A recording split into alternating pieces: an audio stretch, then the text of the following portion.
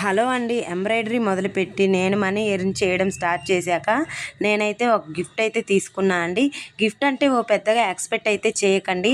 మనందరికీ ఎంతో ఇష్టమైన ఎన్నో జతలు ఉన్న ఇంకా కొత్తవి పెట్టుకోవాలనిపించే కమ్మలు. ఇది చాలా చిన్న గిఫ్ట్ అయినా నాకు నేను సంపాదించి నా లైఫ్లో ఫస్ట్ తీసుకున్న మొదటి వస్తువు.